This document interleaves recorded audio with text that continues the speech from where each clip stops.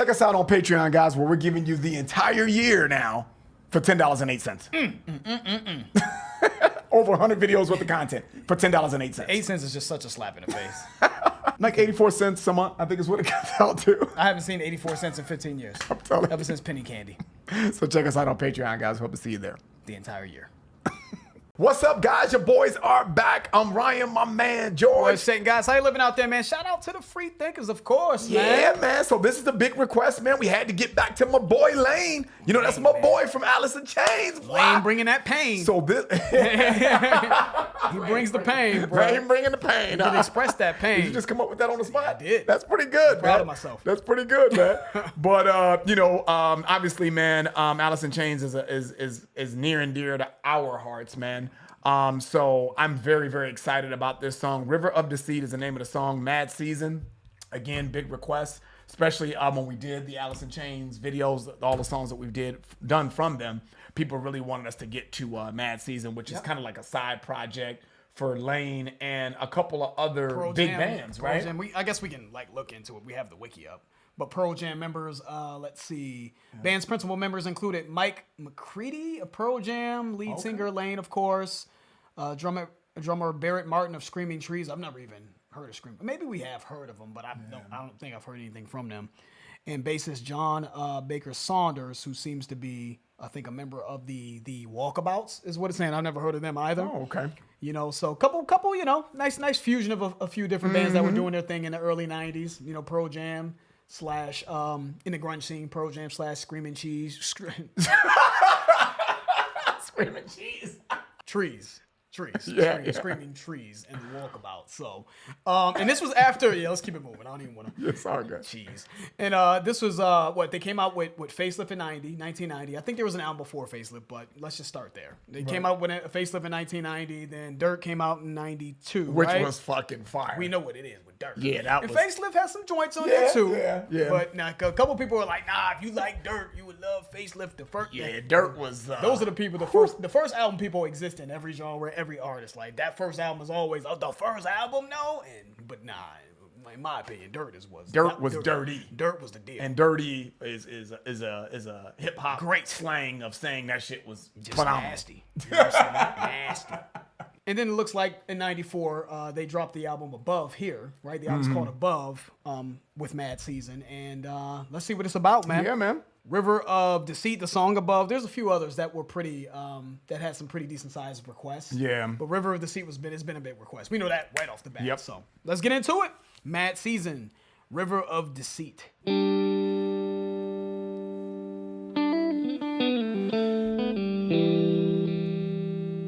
right, come on. Action. Come on. Let's get it.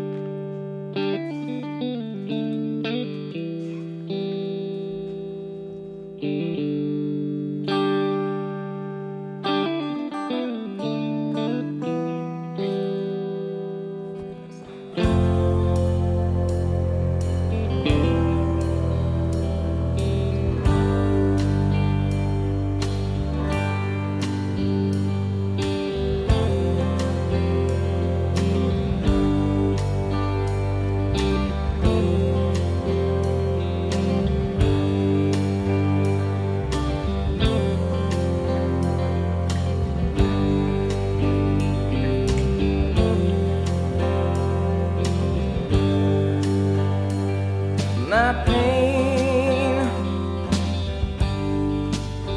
is self-chosen, at least so the prophet says.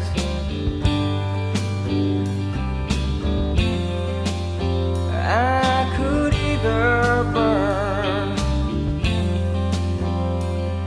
or cut off my pride and buy some time.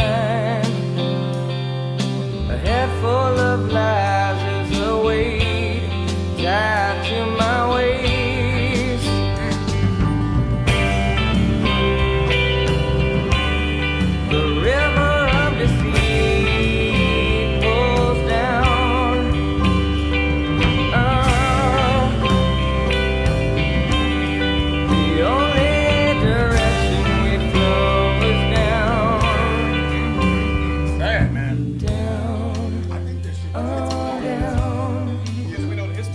Exactly. Down, oh down,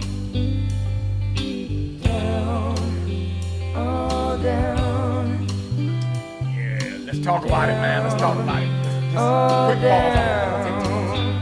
down. Won't take too much time, guys, on this pause, man. I don't know if you guys heard us talking over the music, man. I was telling George, like, man, this shit like really hits me, man. And he was like, because of we know the backstory, and we know the history, exactly what happened, man.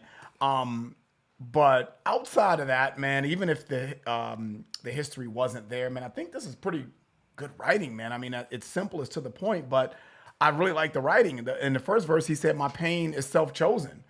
At least so the prophet says. I could either burn or cut off my pride and buy some time. A head full of lies is the weight around my waist, pulling me down, right? A river of deceit pulls me down. Down. Yeah, I know, old down. The only direction that we flow is down, is what it says. Down, old down. So it's very sad because, again, we know the history, but I love the writing there, man, because I think even if you take the history of Lane's drug addiction issues out of it, I think a lot of people can relate to that. I know I can. A lot of the things that maybe doesn't work out the way I want it to in life can be attributed to me. Mm-hmm. You know what I mean? Or at least I have a role to play in that. A major role. Arguably the biggest role. Right, exactly. Depending on the choices you make, when you make those choices, I mean, yeah. Exactly, man. And then the head full of lies, right? A head full of lies is the weight around my waist. That's beautiful, man, because you can really lie to yourself or really just be so detached, from the truth that you really just live in a maybe a victim role. You know what I'm saying? Maybe all these things happen. This person did this to me. This person did this to me, and you really don't take the accountability. Cut off your pride, right? He said, cut off your pride and buy some time, right? So you either face the reality of things and really hold yourself accountable, or you could burn. You know what I'm saying? Or you could really just destroy yourself, man. Beautiful, beautiful writing. And again, I think that could be that though. Yeah, there's so much in that first verse. So there's self-awareness, but at the same time there is self-awareness. But because I know a lot of people who are self-aware, but they don't do shit about it. Yeah, that's you know what I'm saying? Like I'm aware, I'm a fuck up. Oh, they can just brilliantly talk about just their internal struggle, but they don't do shit. They continue to do the same thing. So I feel like that illustrates that very well. It's like he's very self-aware. And he understands that he's accountable. My pain is self-chosen, and and the poetry and how he said, because it's called a river of deceit, right? I feel like he's deceiving himself, correct, to a degree, right? Correct. Yep. So the river of deceit, I'm deceiving myself, and it's pulling me down. The weight of my lies, me lying to myself, is pulling me down into this river that I may not ever come up from. Yep. So just in him just having this internal struggle on figuring out how to get out of it, it's just like I know, but it's just tough. It's difficult. This addiction is it's a disease. It's taking over my mind, my body, my spirit. Even if I do see there is a possible way out of it. And there is a certain level of pride, right? He talks about pride in there as well. Mm-hmm. I'm sure there's people that was in his ear telling him. I'm sure everyone probably told Lane before he passed, man, as with anyone who's seen anyone struggle with drug abuse. Sad, man. They tell him all day, right? But they have to come to that conclusion themselves. You can tell someone until you're blue in the face, what you're doing is wrong, you're killing yourself. And then at a certain point it becomes, I don't want to admit that I was wrong the entire time and that I was lying to myself. It attacks your ego to a degree, right? Right. So again, so much all in that. Yeah. And just those few lines, man, and that's the mark of really great writing, which I don't. And he wrote it. And he wrote it. Yep. Lyrics written by Staley. Shout out to him. And I don't think we've given him enough credit throughout all the songs we've done for his writing ability, because the music and everything has captured us. And we've talked about the lyrics briefly. We've kind of touched on them. But he's actually a very, very good writer. Yeah, man. But this is a very kind of a sobering type of song. You know what I mean? And we've heard other sobering songs from Lane as well. Mm-hmm. This is one of those, man. All right, let's get back to it.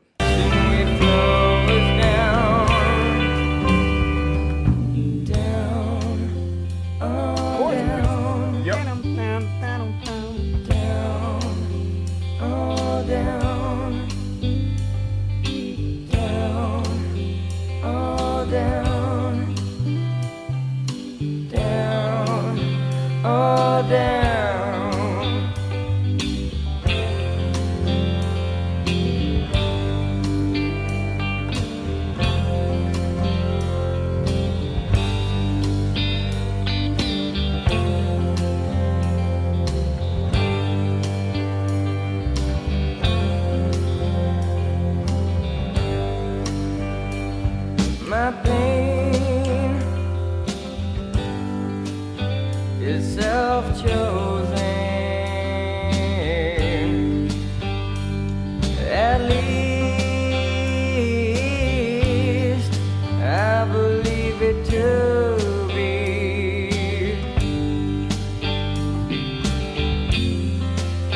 I could either drown or pull off my skin and swim to shore. Now I can grow a beautiful child for all to see.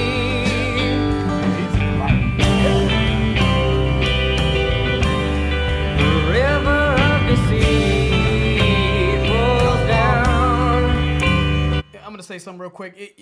I kind of had to look up something while we were listening to this because we did the reaction to Nutshell. We did the video, and that was in '94. And this song was came out in '94. Right, the album Above came out in '94. And I remember us seeing him struggle. Correct. We felt the struggle. We felt him, like we were witnessing him deteriorate. It seems like, or just in the height, or just completely gone at this point from the drug abuse. And I feel like I kind of hear that in the song. That's why I wanted to look at the date. I knew that's where you were going with that. Yeah, I wanted to look at the date because I feel like when I'm listening to him vocally, not as much punch. Not as when he said at least I feel it to believe. That's when I heard it. When he said at least I feel it to believe. I don't know if you heard me say that. That's where I heard that. And I think that's when you started typing because I was like, oh yeah, I can hear that he's deteriorating to a certain extent. You know, he doesn't have the punch that he once had. That vocal sort of the fierceness in his vocals anymore, and I think it's just because he was just going through it. So I just wanted to confirm that when I looked up Nutshell, I was like, oh, he performed Nutshell in '94, and this album came around '94. This is when Lane wasn't. He was just in the midst of the struggle. So, but I hear that vocally.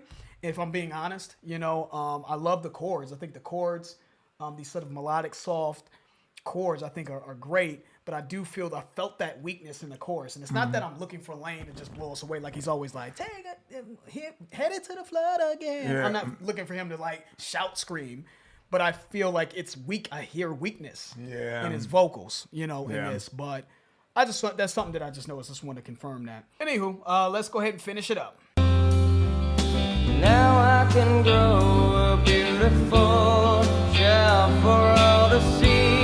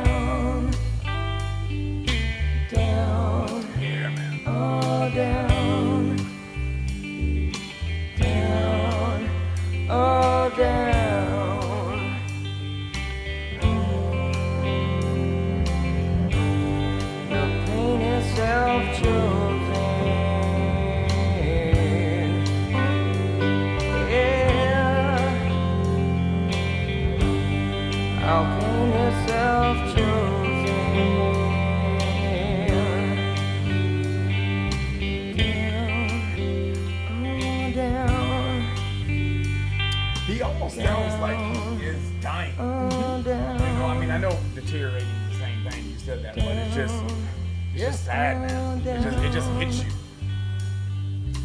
It's interesting, you know, having that history going into these songs. And I know it's the song is finishing up, guys, but let's let the song finish. Yeah. But you know, having the history going into these songs allows me to appreciate it a bit more. You know, because I don't know if I didn't know anything about Lane Staley and I hadn't heard his other songs. Correct. I'd have been like, nah, bruh.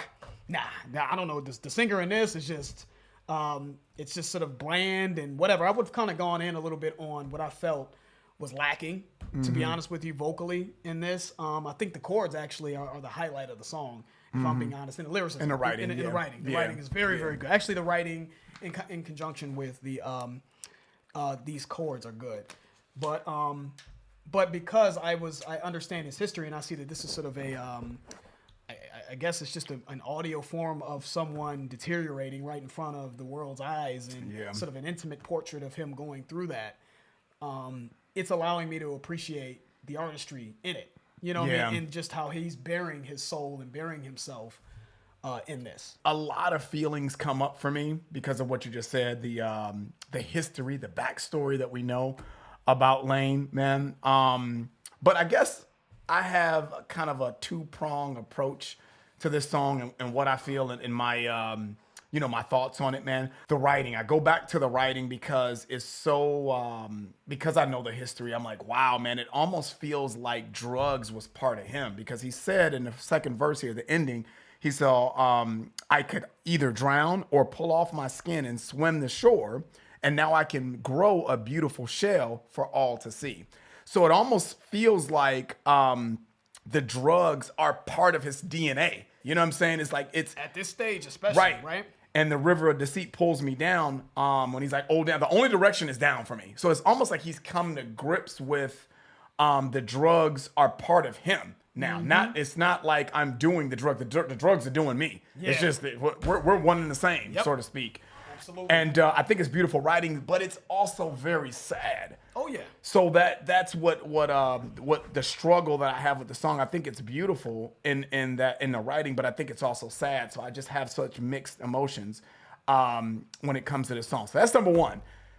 The second part of my thoughts on this is really just a question to you guys. I wonder if Lane had, I know that Alice in Chains was a big band, but I guess my question is, man, when he died, do you think people really appreciated him for the great writer and the great music that he gave us prior to his death? Or do you think it was, he was good, but when he died, it really came to fruition how great he was? Give us some feedback on that. Yeah, absolutely, guys. That's kind of my question, man, because that's what I really wonder, if he really got the just due and was able to get his roses while he was alive. So that's a good question, man. And very well said too. That line is heavy. You know what I'm saying? The heavy about the skin pulling and how that ties, and that could tie into him sort of shedding a part of himself in order to sort of hopefully